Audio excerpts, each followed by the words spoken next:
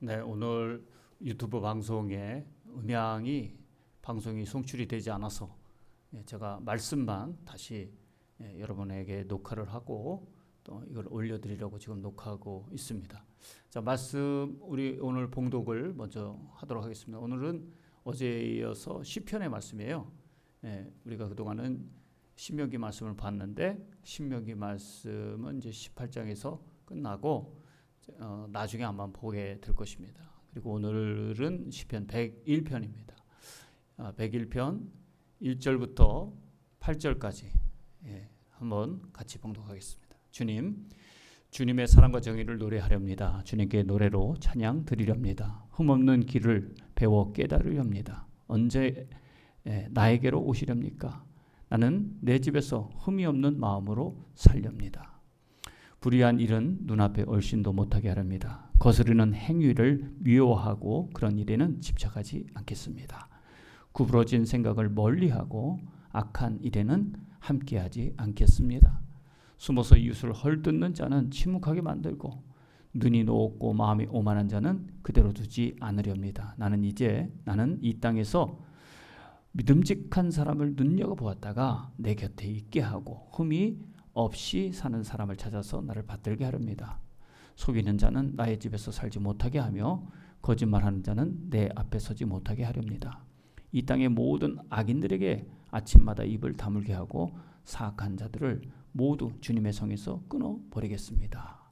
아멘. 오늘 말씀의 제목은 완벽하기보다는 온전하라라는 말씀의 제목을 가지고 함께 묵상하기 원합니다. 완벽함이라고 하는 것과 온전함이라는 것은 좀 차이가 있습니다. 완벽함이라고 하는 것은 내 위주고요.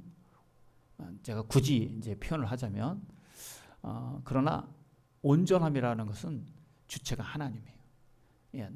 완벽한 사람이 되고자 하는 것은 내가 다른 사람한테 책 잡히지 않으려고 하는 의도가 사실은 되게 많아요. 뭐 나쁜 건 아니지만 그것이 어릴 때는 하나님의 영광보다는 나의 체면과 나의 어떤 의지 이런 것들이 많이 개입될 가능성이 많이 있어요. 옳고 그름을 따지고 이렇게 할 수 있거든요. 그런데 온전함이라고 하는 것은 하나님 보시기에 바른 거예요. 주체가 내가 아니고 하나님이다. 그래서 다윗이 이게 지금 시편 101편은 왕의 노래거든요. 그게 왕이 다윗인데 다윗이 하나님께 왕으로서 찬양을 하는데 어떻게 찬양을 하는지 그가 완벽해지기보다는 온전해지는 왕이 되기 원합니다 하는 찬양을 하고 있는 거죠. 그렇다면 세 가지로 우리 한번 좀 생각해 보십시다. 첫째, 그럼 다윗은 어떻게 하나님께 온전한 왕이 되기를 원했느냐? 그것은 바로 하나님의 사랑법을 배우는 것이었어요. 그 사랑법은 두 가지가 있어요. 자, 첫째는 뭐냐면 주님의 사랑이고 두 번째는 주님의 정의예요. 주님의 사랑과 정의를 노래하렵니다. 이렇게 얘기하는 거죠. 정의라고 하는 것은 옳고 그름인데 그 정의만 가지고서는 사람을 온전케 할 수는 없다는 거죠. 그것이 바로 사랑이 사랑. 사랑이라고 하는 것은 자식이 옳고 그름에 따라서 난 그동안 얘가 너무 속된 말로 싸가지가 없어 그러면 내가 안 키울 거야 이렇게 하는 부모는 별로 없어요. 옳고 그름보다는 사랑이 더 큰 거죠. 하나님의 사랑법은 바로 그것이죠. 그래서 자신에게 어렵게 하고 힘들게 하고 이런 사람들들 다 이렇게 보도만 안고 용서해주고 또 가나안 백성이 되도록 그렇게 하는 속에서도 하나님은 참고 인내하시면서 그들을 품어가시고 지금까지도 세상의 종말을 묻지 않고 아직도 우리를 하나님의 자녀로 삼으시고자 하는 구원의 계획을 지금도 계속하고 계시는 것은 바로 하나님의 정의도 있지만 이것은 사랑이 같이 있기 때문이다 라는 거죠. 예전 개역 성경에는 이걸 인자와 사랑이다 이렇게 인애와 사랑이다 이렇게 얘기했는데 이런 것들을 우리가 하면 정의와 인애라고 했죠. 정의와 인애. 이런 것들을 우리가 생각해 보면서 정의도 있지만 사랑도 있는 그런 사랑법을 우리가 배워간다면 나에게 힘들게 하고 어렵게 하고 이런 사람들을 품어 안을 수 있는 그런 예수님의 마음을 우리가 본받지 않을까 생각합니다. 네, 두 번째는 클로즈업을 너무 많이 해가지고 깜짝 놀랐네요. 두 번째는 하나님의 사랑법에 배운 거고 또 그 다음에 온전해지려면 다윗은 자신의 내면을 항상 성찰했습니다. 우리가 내 안에 있는 내면은 내가 알아요. 내가. 근데 남들이 모르는 거잖아요. 겉은 번지르한데 속의 내면이 나쁘면 겉이 번지르해도 이쁘지를 않거든요. 우리가 내면을 잘 관찰하잖아요. 그러면 내면을 잘 다듬으면 이뻐요. 이뻐져요. 왜? 미소가 이쁘거든요. 그 다음에 편안해 보이고 시기 질투 미움이 없으니까 인자해 보이고, 그러니까 다른 사람들이 저 사람은 뭔가 있어, 이런 거를 느끼는 게 바로 내면에 성찰한 사람들의 특징이다, 이렇게 볼 수가 있습니다. 여러분들의 인상이 여러분들이 항상 다른 사람들 보기에 정말 좋아요, 이런 인상을 우리가 좀 받아야 되지 않겠습니까? 그러려면 이 내면의 성찰이 굉장히 중요한 거예요. 그 내면의 성찰을 한다는 것이 왕으로서 항상 있어야 된다는 거죠. 예, 그래서 2절 3절에 보면 이렇게 얘기하고 있어요. 흠없는 길을 배워 깨달으렵니다. 흠없는 마음으로 살렵니다. 이게 바로 내면의 성찰이에요. 흠없는 마음, 내 욕심, 그다음에 나의 어떤 체면, 나의 출세, 이런 것들이 아니라 다른 사람을 섬기고 함께 살아가고, 그다음에 거기에 방해되는 것이 뭘까? 주님의 온전한 길로 가고 있는가? 내면을 성찰하는 거죠. 우리가 매일 이렇게 말씀을 묵상하는 것도 아마 그런 아주 좋은 방법 중에 하나일 것입니다. 그래서 자신의 내면에 성찰하는데 방해하는 요소를 다 없애겠다라고 그렇게 찬양하고 있습니다. 3절이에요. 불의한 일은 눈앞에 얼씬도 못하게 하렵니다. 거스르는 행위를 미워하고 그런 일은 집착하지 않겠습니다. 구부러진 생각을 멀리하고 악한 일에 함께하지 않겠습니다. 그러니까 항상 주님 보시기에 올바른 길을 가겠다, 이렇게 얘기하고 있죠. 내가 하나님과의 만남을 갖고 신앙생활을 하고 있는데 나에게 방해되는 만남, 방해되는 사람들, 이런 것들을 과감하게 끊는 것도 어떻게 보면 좋은 방법이에요. 나에게 영적으로 도움이 안 되는데 계속 만나는 것, 그에게 선한 영향력을 끼치지 못하는데도 계속 내가 나쁜 영향을 받는데도 계속 만나는 것은 줏대가 없는 것이고, 마음을 온전하게 우리가 성찰하는데 굉장히 방해가 되기 때문에 한번 생각해 볼 수 있기를 바랍니다.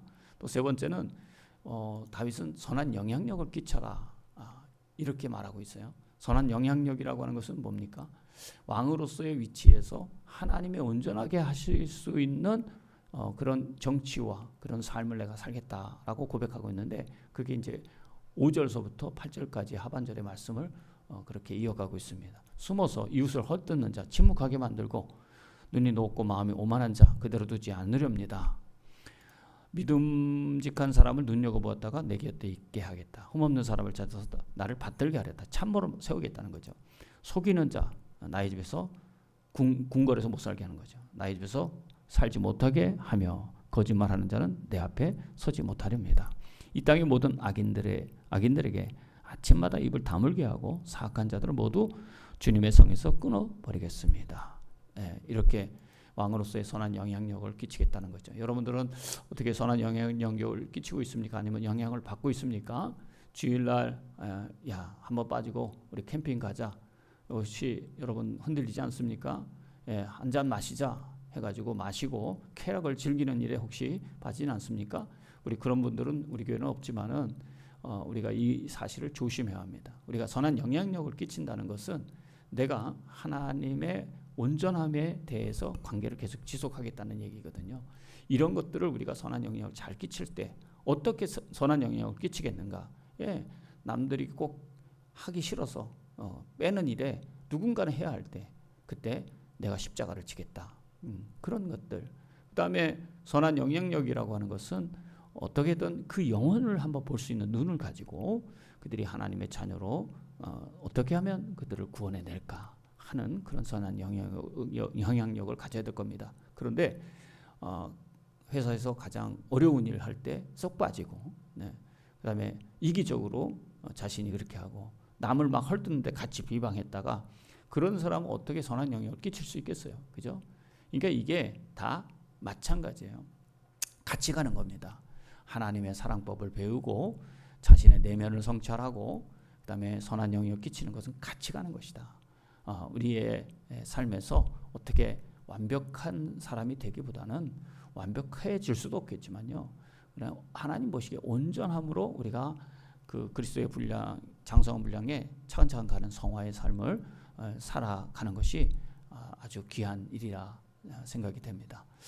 온전함으로 가는 삶은 한 번에 되는 것이 아니라 계속된 삶의 과정을 계속해서 점점 성숙해져 가는 겁니다. 그래서 그것을 계속 지속하는 일, 오늘 우리가 매일매일 하는 것이 중요하다. 오늘도 그런 성숙한 주님의 그 성화를 이루는 삶에 한 발짝 한 발짝 다가가는 멋진 날이 되시기를 바라고, 하나님께서 보시기에 완전하기보다는 온전한 사람이 되어서 선한 영향력을 세상 사람들에게 끼칠 수 있는 우리 모두가 되기를 간절히 소원합니다.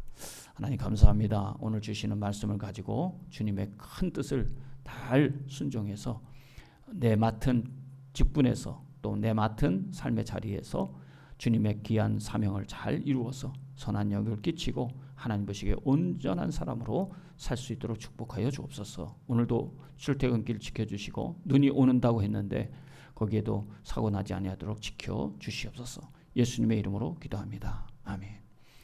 오늘 말씀을 이렇게 간단히 하고 내일 또 새벽 5시 반에 뵙겠습니다.